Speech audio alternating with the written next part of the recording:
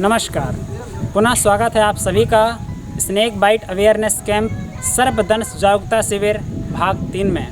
दोस्तों, आज हम जानेंगे कि सांप के काट देने पर हमें क्या प्राथमिक उपचार करना है और तुरंत मरीज को या पीड़ित व्यक्ति जो है उसको कैसे उसका जीवन रक्षा करना है। ये सभी तकनीकी जानकारियाँ क्या है, जानकारी के अभाव में बहुत सारी घटनाएं घट जाती हैं, रोगी को अस्पताल ले जाने में बहुत देर हो जाता है।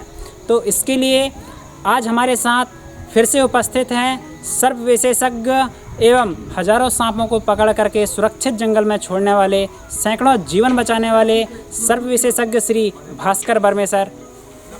सर, स्वागत है आपका पुनः इस चैनल में। सर, आज हम जानना चाहेंगे कि यदि सांप काट दे तो हमें कैसे बचना है, क्या प्राथमिक उपचार करनी है, क्या हम देसी इलाज कुछ कर सकते हैं, क्या इस तरह की कुछ चीज़ें किया जाना चाहिए या नहीं किया जाना चाहिए, इसके संदर्भ में आज आपसे जानना चाहेंगे सर। ये बहुत ही महत्वपूर्ण प्रश्न आपका है विकास चंदेल जी।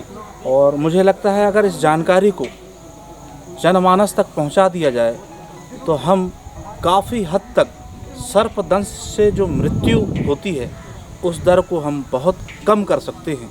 तो मैं आपको अब ये बताऊंगा कि सर्पदंश होने की स्थिति में क्या करें, उस रोगी की जीवन रक्षा के लिए हम क्या कर सकते हैं। अब मैं आपको बताता हूं कि सर्पदंश के लक्षण के बाद जब हम पहचान जाएं कि इसको जहरीले सांप ने काटा है तो हमें त्वरित क्या कार्रवाई करनी है।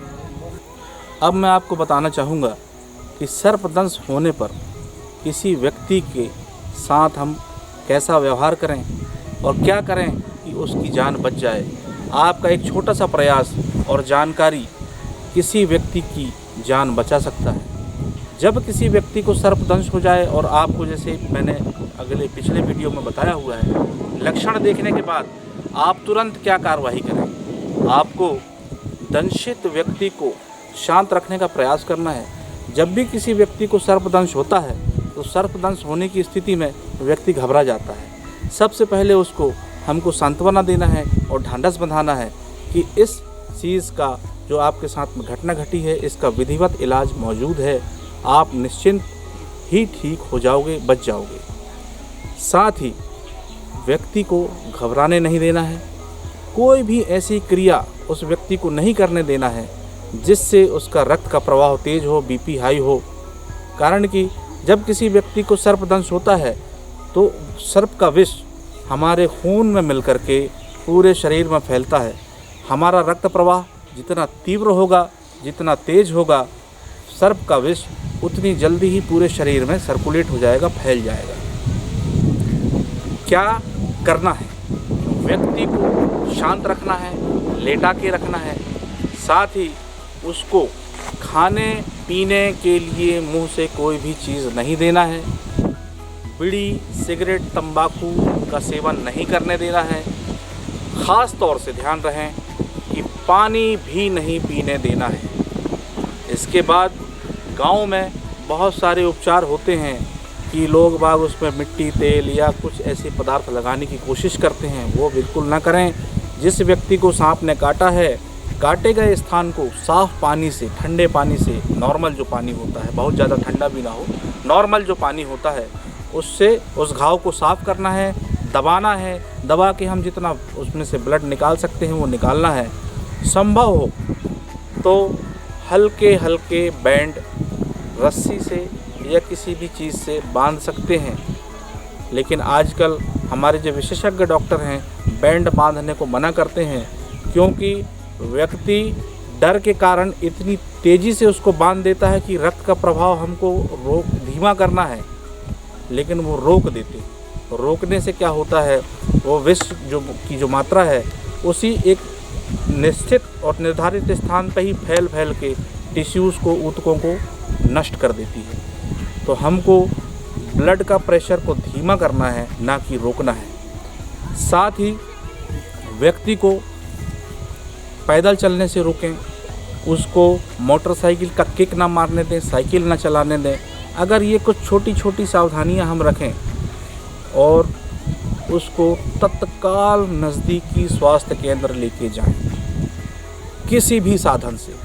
ये जो मैंने आपको बताया कि इसको धोना है, हल्का फुल्का बांधना है, दबा के खून निकालना है, या जो भी संभव हो सके वो करना है, इसमें समय बर्बाद न करें। ये नहीं कि हम आधे घंटे तक केवल दबा रहे हैं और धो ही रहे हैं। ये त्वरित कार्रवाई है कि आपको जैसे ही पता चलता है कि सर्पदंश हुआ है, जहरीला सांप है, तो आप उसको तुरंत ही करें। 2-3 सेकंड, 5 सेकंड, 10 सेकंड, 1 मिनट अधिकतम समय होता है ये सब करने के लिए। ये करके तत्काल उसको नज़दीकी स्वास्थ्य केंद्र लेकर के जाएं। नज़दीकी स्वास्थ्य केंद्र में उसका सर्पदंश का जो इंजेक्शन है, अगर वो समय पर लग गया, इतनी छोटी सी सावधानी आपने बरत ली, तो निश्चित ही उस व्यक्ति की आप प्राण रक्षा कर सकते हैं। सांप काटने के लक्षण, सांप काटने पे क्या करें क्या ना करें, लेकिन हमेशा लोगों का एक सवाल रहता है कि सांप अगर हमारे को दिख जाए तो हम क्या करें, या क्या ऐसा करें जिससे सांप हमारे घरों में ना आए। बहुत छोटी छोटी सावधानियां हैं, अगर हम उसको रोज़मर्रा की ज़िंदगी में फॉलो करते हैं, उस पर चलते हैं, तो हम निश्चित ही सर्पदंश से बच जाएंगे। खेत खलिहानों में अक्सर काम करते वक्त किसान भाइयों को, मज़दूरों को सर्पदंश हो जाता है। उसका मुख्य कारण है कि हम अपने काम में इतने केंद्रित हो जाते हैं, इतने मगन हो जाते हैं कि हम ये भूल जाते हैं कि यहाँ पे खेत में, खलिहान में, जंगल में हमारे लिए एक जीव है जिससे हमको सचेत और सावधान रहना है। वो ख़तरा नहीं है। हर सांप काटने के पहले चेतावनी देता है और अमूमन काटने से बचता है। जब वो बहुत ज़्यादा डर जाता है, उसे खतरा महसूस होता है, तो अपने बचाव में काटता है। तो हम ऐसा क्या करें कि हमको सर्पदंश हो ही ना। हम घरों में यहाँ वहाँ देखते हैं कि चूहे आने जाने की जगह है। चूहों से आकर्षित होकर सांप घर में घुसते हैं और हम लकड़ी, कंडा आसपास की जगह पर रख लेते हैं जिसमें सांप छुप के बैठा रहता है। तो हमेशा ध्यान रखें कि जहाँ लकड़ी, कंडा रखा है, वहाँ से सामान उपयोग के लिए लेते वक्त लकड़ी को लकड़ी से ही ठोंक लें, कंडे को लकड़ी से गिरा लें। बिल्कुल डायरेक्ट हाथ ना डालें। अंधेरे में जहाँ आपको दिखाई ना दे रहा हो वैसे स्थानों पे हाथ ना डालें। खेत में, खलिहान में कार्य करते वक्त हमेशा अपने दिमाग को चौकन्ना रखें, सचेत रहें, सजग रहें, और जहाँ तक कटाई करना है या कोई काम करना है वहाँ तक आप अपनी नज़र को साफ रखें। कटाई करते वक्त हमेशा लकड़ी से पहले थोड़ी सी जगह को हिला डुला के देख लें। अगर वहाँ कोई सांप मौजूद भी होगा, आपकी लकड़ी या बांस की लकड़ी से हिलाने डुलाने पे वो सांप वो जगह छोड़ के आगे खिसक जाएगा। तब आप आसानी से काम कर सकते हैं। रात में सोते वक्त अक्सर मैंने देखा है गाँव में, ग्रामीण अंचलों में लोग बाग बरसात के दिनों में ठंड में ज़मीन पर बिस्तर लगा करके सो जाते हैं। ये सबसे ज़्यादा ख़तरनाक तब सिद्ध होता है जब गर्मी की तलाश में, आश्रय की तलाश में वो सांप किसी के घर में घुसता है और बिस्तरों में चला जाता है। जैसा कि मैंने आपको बताया, अगर पिछले वीडियो में चंदेल जी ने भी बताया होगा कि क्रेट सांप जो है गर्मी और आश्रय की तलाश में घरों में घुसता है और अक्सर बिस्तरों में सट के सो जाता है। ऐसी स्थिति में स्नेक बाइट होता है। तो हमको जब बिस्तर लगाते हैं तो या तो मच्छरदानी से ही कवर करके सोएं और बिस्तर को चारों तरफ से मच्छरदानी से दबा लें। कोई भी स्थान आपको ऐसा लगता है कि यहाँ से कोई भी जहरीला जीव, कीड़ा मकोड़ा अंदर आ सकता है, उस स्थान को आप हमेशा मिट्टी तेल या फिनाइल के छिड़काव से सुरक्षित रखें ताकि वहाँ से कोई जीव अंदर प्रवेश कर ना सके। साथ ही आपको बताना चाहूँगा कि लोग बाग रातों में निकल जाते हैं रोड में, खेत में, खलिहान में, आसपास कहीं जाना है तो, और वो मोबाइल या टॉर्च का उपयोग नहीं करते हैं। आप जब भी अंधेरे में कहीं निकलें तो मोबाइल या टॉर्च का प्रयोग ज़रूर करें। सावधानी ही सर्वोत्तम बचाव है। अगर आप सावधान और सजग रहेंगे तो आप निश्चित ही सुरक्षित रहेंगे, क्योंकि ये पृथ्वी, ये धरातल सब जीवों के लिए ईश्वर ने बनाया है और हर एक जीव का अपना एक महत्व है। जैसा कि मैंने आपको पहले बताया था, सभी को रहने का अधिकार है, जीने का अधिकार है। बस हमें सावधानी रखने की ज़रूरत है, सजग रहने की ज़रूरत है।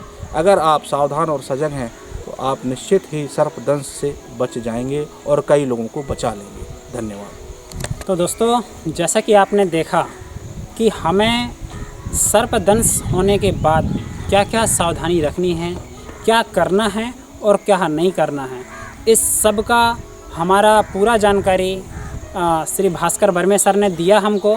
क्या प्राथमिक उपचार करने हैं और साथ ही श्री भास्कर वर्मे सर ने आपको बताए हैं कि सांप घर में ना घुसे, इसके लिए हमें क्या करना है। तो ये पूरी जानकारी को लेकर के यदि आप और हम सभी कोई अपनाएं और अपने घर के आसपास के लोगों को भी, अपने गांव मोहल्ले के लोगों को भी बताएं तो निश्चित रूप से बहुत सारे लोगों की जान बचाई जा सकती है। दोस्तों, विश्व स्वास्थ्य संगठन के एक आंकड़े के मुताबिक भारत में प्रत्येक वर्ष लगभग 50,000 लोगों की जान सर्पदंश से जाती है। यह आंकड़ा को हम कम कर सकते हैं आज जो जानकारी आपको दी गई है इसके माध्यम से।